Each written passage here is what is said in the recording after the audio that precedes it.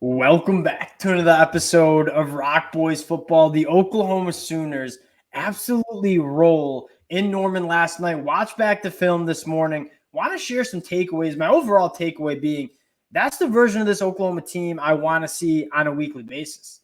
And you take a look at what Brent Venables is building, eyes forward to the SEC next year. That is the version of the Oklahoma Sooners you want to see. Going to talk about some of the big takeaways we saw from the Sooners last night. Before we do, again, just want to say thank you to you guys, and especially the Oklahoma fans. This is a program we love talking about. You guys always show a ton of support in the comment section. Can't thank you guys enough. If you do enjoy the content, consider subscribing to the channel. More importantly, would love to hear from you guys as well. Your big takeaways from the win over West Virginia, where they put up 659 points, 644 total yards.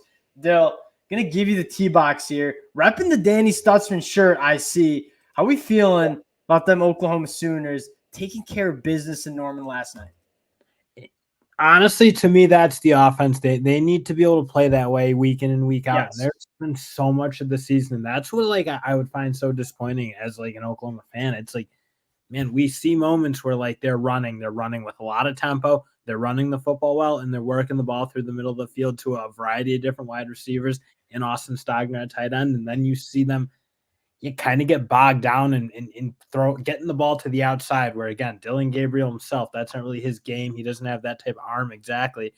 But just generally, when they run the ball, work through the middle, they look so dangerous. And it's just that was a perfect display of it last night. You just haven't seen it enough and consistently all year. And for the Oklahoma fans, we've talked at length about this offense when it's been cooking and when it's not been cooking. And the biggest thing we talk about is the mentality of the Oklahoma Sooners on offense is to attack and score a lot of points. It also wasn't a scared lateral football game. That's probably the biggest thing. And I think when you see Oklahoma struggle, they're kind of playing not to lose. We don't want to put the ball in harm's way. We don't want to attack the middle of the field. We're going to work the swing passes and not be aggressive. And when you have a senior veteran quarterback like Dylan Gabriel, you have to use him and attack opposing defenses. That's what you saw Oklahoma do last night. I think at some point they're like, all right, 2 losses.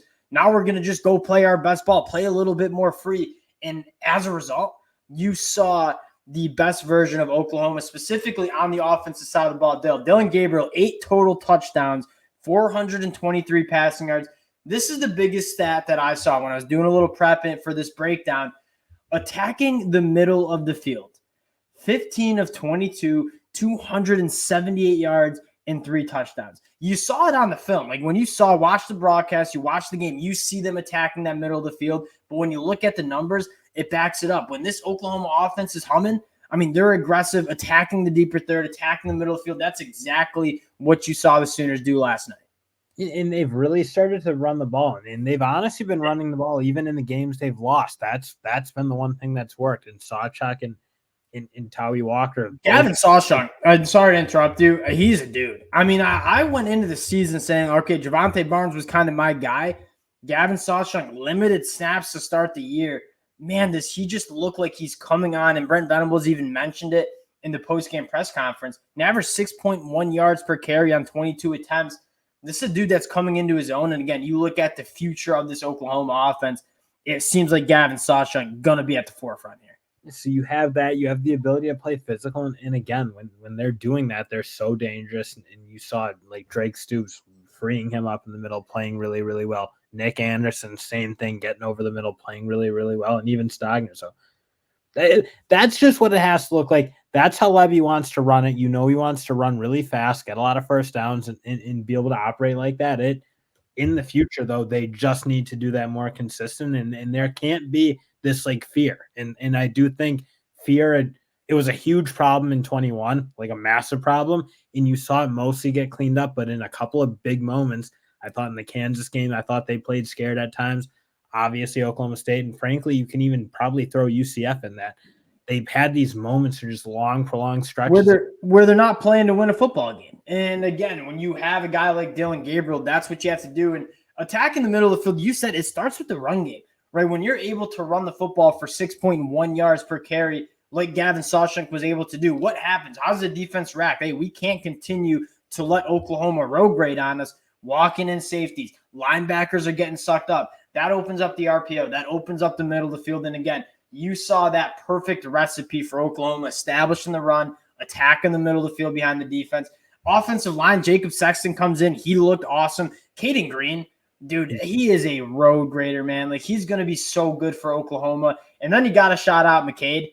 I mean, like, Drake Stoops, not necessarily, I'll not get into this that much, but not necessarily a dirty hit, but the defender standing over top of him, that probably was absolute garbage.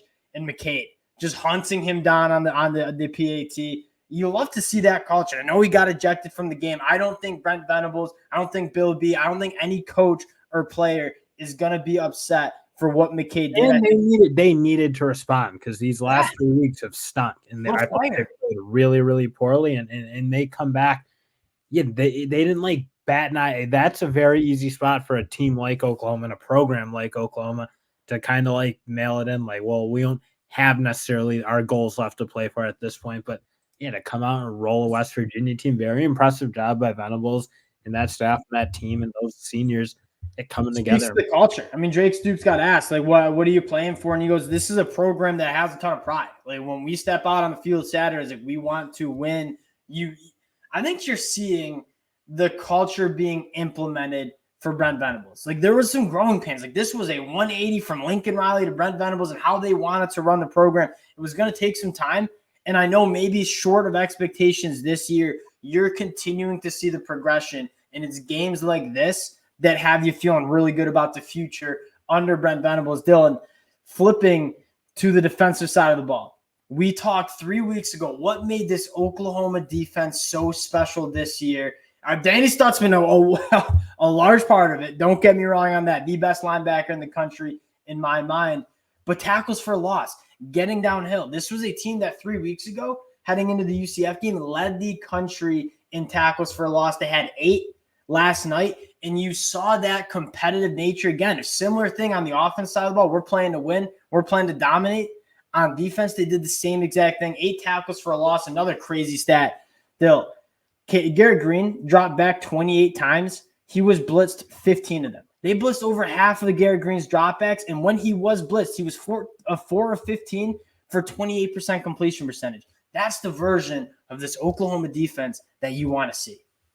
And you just, again, I do think Danny Stutzman, if he plays those 2 games fully, I think you probably have different outcomes, especially the Oklahoma State game, because you see how important he is in terms of cleaning up for everyone else's like mistakes at times, because he really does go sideline to sideline. He makes just an unbelievable amount of tackles in positions that it doesn't feel like he necessarily has a ton of business making tackles. But I don't know. You are seeing that aggression, that fight. I mean, Kip Lewis, I really like watching Kip Lewis. Okay, Kip Lewis in my notes, gonna be a dog. Danny Stutzman, though, heartbeat guy, the heartbeat of that defense, but also, like, yeah, he's one of, if not the best linebacker in the country, also calls the plays, like, makes the checks. And he even said in the postgame, like, I messed up a check on the first drive, and it resulted in a big hitter play. And he said, we cleaned it up. And after that touchdown, here were the next drives for West Virginia. They gave up the touchdown, and you're looking like, oh, my God, Oklahoma, are they going to come out flat again? 3 and out. The muff punt, they forced a missed field goal, 3 and out. So this Oklahoma defense, like, maybe gets on their heels a little bit. They come back out the next drive and absolutely dominate the rest of the game. Again, going back to culture, I think Danny Stutzman, a large part of it. And then the secondary, you got some dogs back there. Woody Washington was phenomenal. Peyton Bowen, again, he is going to be special. You look at some of the young talent on this Oklahoma defense, PJ Adebari, Peyton Bowen, Kip Lewis. They're just getting started building this defense. I really do think. And they really do a good job in the secondary getting their hands on footballs, which I feel like is like a perpetual problem in college football because everyone plays the man and not the ball.